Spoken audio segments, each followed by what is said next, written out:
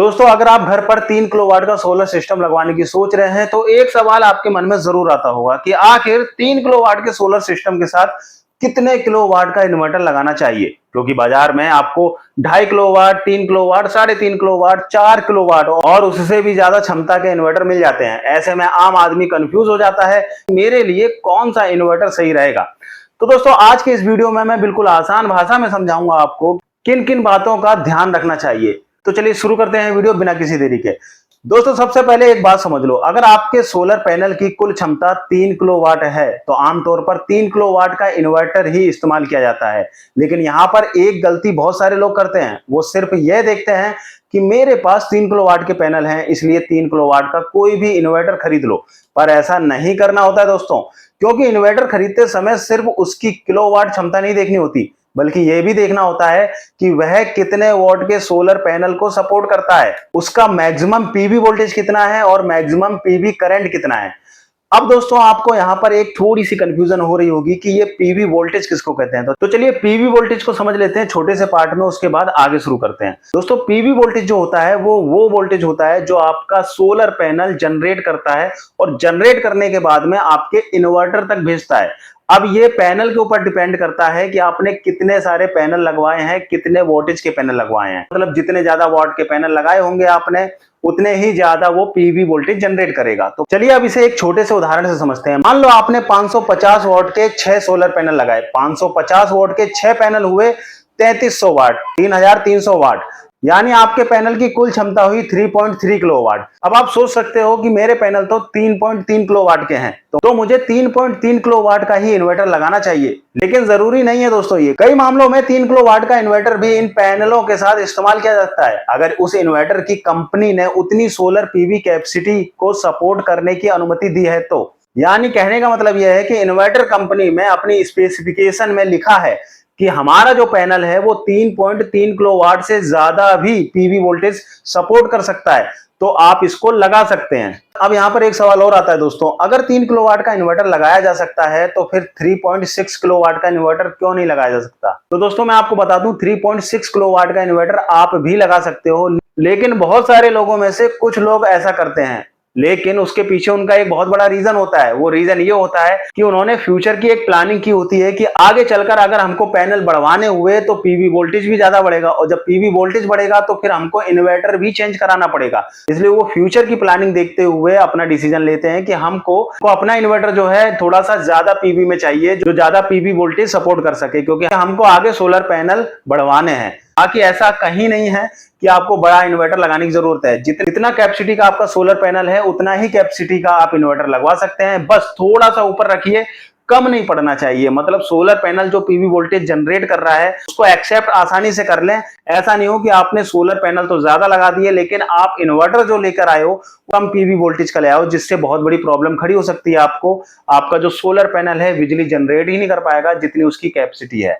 लेकिन दोस्तों यहां पर एक बात मैं आपको साफ कर देता हूं कि अगर आपसे कोई कहता है कि ज्यादा पीवी वोल्टेज वाला इन्वर्टर लेने से आपकी बिजली भी ज्यादा बनेगी, तो यहां पर इस बात से कोई मतलब नहीं होता, ये बिल्कुल झूठ है। इन्वर्टर बड़ा लेने से बिजली ज्यादा नहीं बनती, बिजली बनाने का काम करता है आपका solar panel. Solar panel DC current बनाता है, उसको ही कन्वर्ट करने के लिए इन्वर्टर हमारे यहाँ पर लगाया जाता है कि वो एसी में कन्वर्ट कर सके बिजली को। इन्वर्टर का काम सिर्फ इतना होता है कि पैनल से आने वाली डीसी बिजली को घर में इस्तेमाल होने वाली एसी बिजली में बदलना होता है। इसलिए अगर आपके पास 3 किलोवाट के पैनल हैं और आप 5 किलोवाट का इन्वर्टर लगा देते हो तो इसका मतलब ये नहीं कि अब आपका सिस्टम 5 किलोवाट बिजली बनाने लगेगा। आपके पैनल जितनी बिजली बनाएंगे उतनी ही बिजली उपलब्ध होगी। अब एक और जरूरी बात समझ लेते हैं दोस्तों, सोलर पैनल की कुल वोल्टेज के साथ साथ पैनल का वोल्टेज और करंट भी देखना बहुत जरूरी होता है। उदाहरण के लिए अगर आपने कई पैनल एक सीरीज में लगाए हैं तो उनका वोल्टेज जुड़ता है, और अगर पैनल की string inverter maximum PV voltage limit से ऊपर चली गई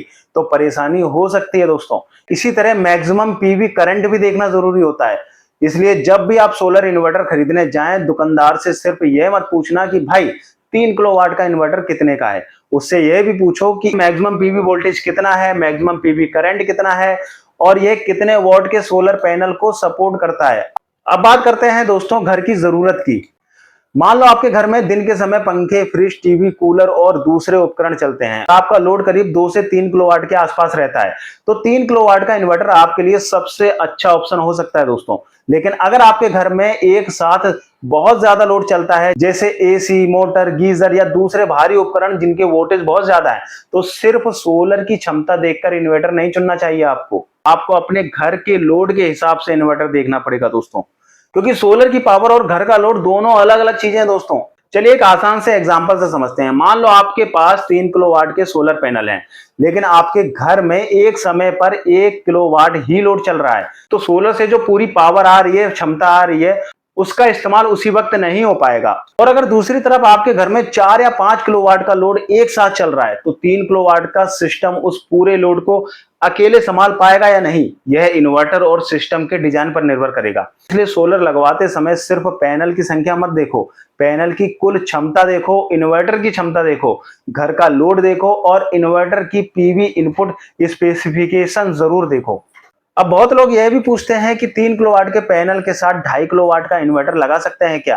दोस्तों, इसका जवाब हर सिस्टम में एक जैसा नहीं होता। हर मैन्युफैक्चरर ने उस इन्वर्टर की उतनी पीवी कैपेसिटी के साथ इस्तेमाल करने की अनुमति दी है, और वोल्टेज तथा करंट के लिमिट के अंदर आपका सिस्टम है तो संभव हो सकता है, लेकिन बिना स्पेसिफिकेशन देखे ऐसा फैसला नहीं करना चाहिए।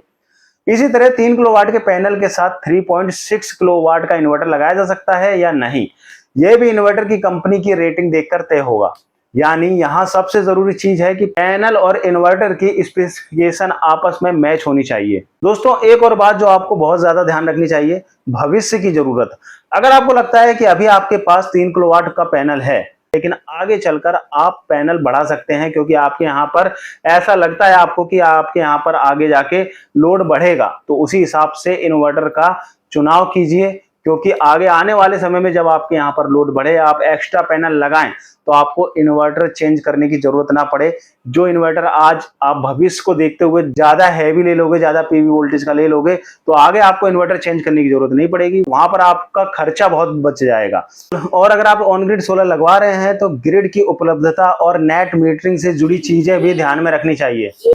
दोस्तों, अभी हमारा सवाल सिर्फ इतना है कि 3 किलोवाट सोलर के साथ कितने किलोवाट का इन्वर्टर लेना चाहिए। तो आसान जवाब यही है कि 3 किलोवाट के सोलर सिस्टम में आमतौर पर 3 किलोवाट का इन्वर्टर एक नॉर्मल विकल्प है। अगर आपके पैनल 3.3 किलोवाट के हैं, तो जरूरी नहीं कि आपको 3.3 किलोवाट का इन्वर्टर ही लेना पड़े। उदाहरण के लिए 550 वोल्ट के 6 पैनल यानी 3.3 किलोवाट के पैनल हैं, तो ऐसा 3 किलोवाट का इन्वर्टर लिया जा सकता है जिसकी पीवी इनपुट कैपेसिटी 3.3 किलोवाट या उससे ज्यादा हो, और आपके पैनलों का वोल्टेज और करंट उसकी लिमिट के अंदर हो। और अगर आप 3.6 किलोवाट का इन्वर्टर लेना चाहते हैं, तो भी उसकी पूरी स्पेसिफिकेशन देखकर ही फैसला करें। सिर्फ नाम पर मत जाएं, क्योंकि अलग अलग कंपनियों के 3 किलोवाट के इन्वर्टर की पीवी कैपेसिटी अलग हो सकती है। ये वजह है कि मैं हमेशा कहता हूं कि सोलर में सिर्फ वॉट देखकर सामान मत खरीदो। आपको पैनल की स्पेसिफिकेशन और इन्वर्टर की स्पेसिफिकेशन दोनों को मिलाकर देखना चाहिए। अगर आप खुद नहीं समझ पा रहे, तो जिस कंपनी का इंस्टॉलर से सोलर लगवा रहे हैं, उससे साफ साफ पूछिए कि मेरे पैनल की कुल क्षमता कितनी है, कितने पैनल किस तरीके से कनेक्ट होंगे, और जिस इन्वर्टर को आप लगा रहे हैं उसकी मैक्सिमम पीवी वोल्टेज, करंट और पीवी इनपुट कैपेसिटी कितनी है। सबसे अच्छी बात यह है कि इन सभी चीजों को कोटेशन में लिख कर लें, ताकि बाद में कोई परेशानी ना हो। दोस्तों, आई होप कि आपको ये वीडियो पसंद आया होगा। अगर वीडियो पसंद आया तो चैनल को सब्सक्राइब करें, वीडियो को लाइक करें, शेयर करें। धन्यवाद। जय हिंद।